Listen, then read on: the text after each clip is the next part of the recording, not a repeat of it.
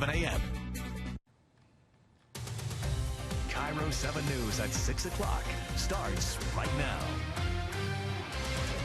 And we start here at 6 with breaking news. Take a look. Firefighters tell us a young woman was injured in this, as you can see, kind of in the darkness of the evening, a fire at a Bikini Barista coffee stand. This is in Everett, off of Everett Mall Way.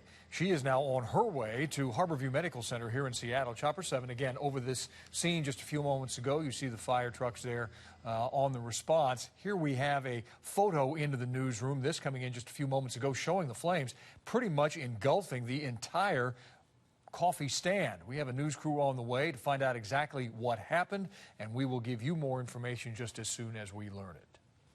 Now at 6, King County's biggest bust of human traffickers hits home, sending shockwaves through the community. It's just shocking that that's happening in Bellevue. In all, 12 women were rescued from forced prostitution, and more than a dozen sex traffickers were arrested in the sting. Investigators also shut down the website where they allegedly set up their sexual encounters. We have team coverage on the trafficking roundup tonight. We begin with Kiro 7's Allison Grandy live in Bellevue. And Allison, people you spoke to are stunned to learn that this was going on right where they live. Police say there were 2 brothels set up here at the Bell Center Apartments. People who live here very surprised when we told them that young women from Korea were held here as sex slaves. I was shocked. I've lived here for a couple of years now, and you just never think. Megan Sosney lives in one of the apartment buildings where police raided and rescued victims of sex trafficking in Bellevue.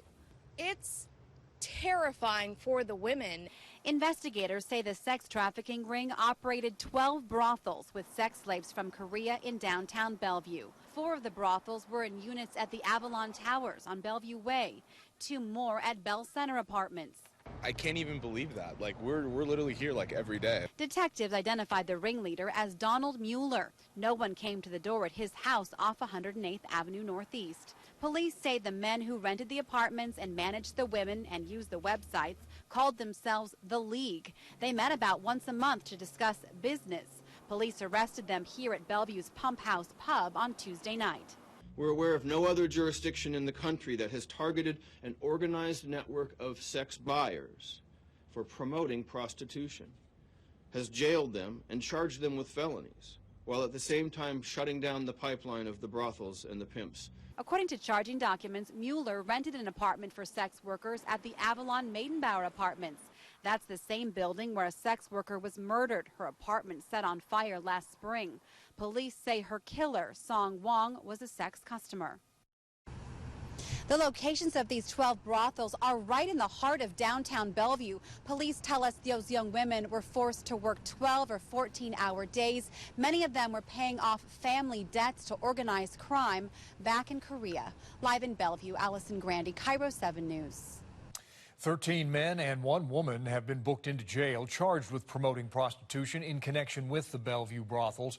But could there be more arrests? Kiro 7's Amy Clancy is live now in downtown Seattle for us near the jail. Amy? Well, there were 2 websites involved in this. One of them is the reviewboard.net, and one was set up by a local group that called itself The League. That site was called kgirlsdelight.com, and it sold sex mostly with Korean women. It had millions of visitors every month, and each of the 12 women trafficked at the downtown Bellevue apartments had up to 12 clients each day. So right now, thousands of their customers are probably wondering whether they will also be arrested for soliciting a prostitute. Today, the King County Sheriff said they could be, and they could be charged with a misdemeanor crime, but they most likely will not. They're probably not going to get arrested, but we know who they are. And the reason we know who they are because they had to be vetted by this organization. Now, we're not going to go out and track these men down and arrest them, but if they're all going to be in the case file. And all those case files are going to be subject to public disclosure. Investigators know the Johns' identities because they had to provide an email and a photo of their driver's license before they could book time with the women being trafficked. And the sheriff said today, you bet, he hopes he is sending a message to anybody who considers buying sex that their name could become public. Reporting live in Seattle, Amy Clancy, Kiro 7 News. And on Kiro7.com, you can find a detailed map showing all of the brothel locations. Bellevue Police Department showed us where they were. It's online and on mobile at Kiro7.com. If the charge sticks this time and we go to trial, it would mean that finally justice might be served. Nearly 14 years after prosecutors say a young man beat and stabbed another teenager to death, they will attempt for a third time to try Todd Lee Brodall for murder.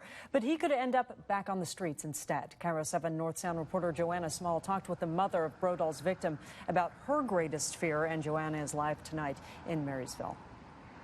Monique, this is where 18-year-old Brady Sheary's body was discovered, unfortunately, by a staff member here at Cedar Crest Middle School in the parking lot behind me back in 2002. Now, another 18-year-old acquaintance was arrested and originally charged for his murder. But instead of going to jail, he was sent to Western State Hospital, and now that hospital is getting ready to release him again.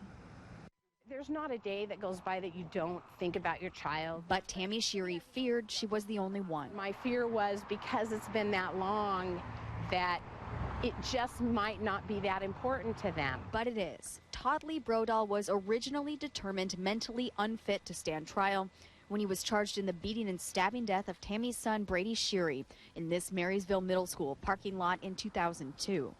In 2004, the charges were dropped, and he was sent to Western State Hospital. The hospital released him in 2008, saying he was no longer a danger to himself or the community. So he was charged a second time, but again deemed unfit for trial. He went back to the hospital, and this month is now set for release again. So prosecutors charged him a third time. But now Tammy's fear is Todd Lee Brodall will end up in her neighborhood. It's more than terrifying. And a very painful possibility, Snohomish County prosecutors admit. That's correct. We cannot proceed with the criminal case if he's not competent. Prosecutor Joan Cavanaro says this situation is extremely rare. It's fairly unusual with a murder case that the defendant is not competent to stand trial. And the ones who are not and sent to Western are rarely fit for release. Tammy wants Brodall released, but only so he can finally go to prison. I think he needs to serve the time for what he did to my son. Todd Lee Brodall is now 32 years old. He will be transported from Western State Hospital to the Snohomish County Jail, where he will undergo an entirely new set of mental evaluations. Live in Marysville, Joanna Small, Kiro 7 News. A clash over gun control today at the state capitol. A state lawmaker whose family has been touched by gun violence today criticized Governor Inslee's new executive orders on gun safety. The passionate frustration came out in response to a question from Kiro 7's Essex Porter. Keeping guns away from criminals and the mentally ill is the focus of the governor's new executive orders. But today, House Republican leader Dan Christensen grew passionate when we asked him about them. Common sense or not, people set on evil intent could give a rat's behind about the laws in the books, as the person who killed my family member. Christensen knows the personal cost of gun violence. His uncle was murdered 2 decades ago. The person who killed my family member broke numerous laws on the books. They still pulled the trigger. The governor has ordered better background checks to keep the mentally ill from buying guns, the implementation of the statewide suicide prevention plan, and more data to help us understand firearm injuries and deaths. Because people are getting killed. Our children are getting guns that are unsecured and shooting their playmates. Criminals are getting guns that are unsecured, that are stolen. Representative Christensen shares some common ground. The person that was involved in ours suffered from mental illness. That is an area I've worked hard on, is to make sure that we're making it tougher for those folks as well to gain access. But he has doubts about more gun control. We can all feel good about all these. Let's just add to the pile of tens of thousands of laws already in the books. They're not stopping what's going on. This exchange is an example of just how difficult it will be to pass any new gun control legislation in this closely divided legislature. In Olympia, Essex Porter, Kiro 7 News.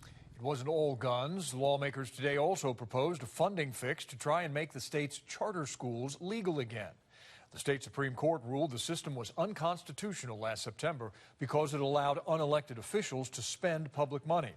The new lifeline could pay for the state's 8 remaining charter schools through the Opportunity Pathways account, which gets its revenue from the state lottery. New at 6, the battery fires, injuries, and flameouts from hoverboards are too much for Washington State University. It has joined a growing list of colleges banning the so-called electronic skateboards. They will no longer be allowed inside any Wazoo campus buildings or facilities, and that includes residence halls, apartments, you name it. The action comes ahead of the start of the new semester next week and follows warnings from the Consumer Product Safety Commission. As you know, the Seahawks are in the middle of prepping for Sunday's wild-card playoff game in Minnesota. You know, the team's passing offense has been excellent in the second half of the year, and Kiro 7's Chris Francis found out today why that might continue despite the predicted deep freeze. Russell Wilson and Doug Baldwin have been a prolific combination in the last 8 games, hooking up for 47 receptions, 725 yards, and 12 touchdowns.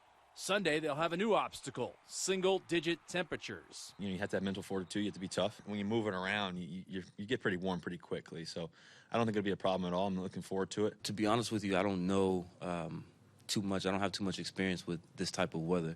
I grew up in Florida, so I don't really know if there's a way to prepare for it other than just being aware that it's going to be difficult. Nasty weather aside, Wilson threw for over 4,000 yards this year with 34 touchdowns, both team records. But only one stat really matters. This week, we're getting ready to try to go into a tough crowd and try to win a tough football game. So I think that's the only thing that we can, be focused on. And Baldwin believes Wilson's development in the pocket is the difference. With losing our top running backs and being forced to throw the ball a little bit more, we needed him to do what he's done. He answered the call, which he always has. The Seahawks have had a lot of success playing on the road this year. In fact, they've won 5 straight away from CenturyLink Field. Earl Thomas was asked why today. He said, there's no distractions, no wives, no babies. It's just us. In Renton, Chris Francis, Kiro 7 News. No wives, no babies. Coming up, when a piece of pricey technology failed them, doctors turned to a $20 pair of cardboard goggles. How the eye-opening device helped them save a young girl's life. Welcome to Bike Town, the Nike partnership putting one Pacific Northwest community on the bike-sharing map. Headed out on the bike or a walk over the coming few days, we're mainly going to be rain-free, but I am pinpointing our next chance of rain ahead. And we look at the weather in Minnesota straight ahead.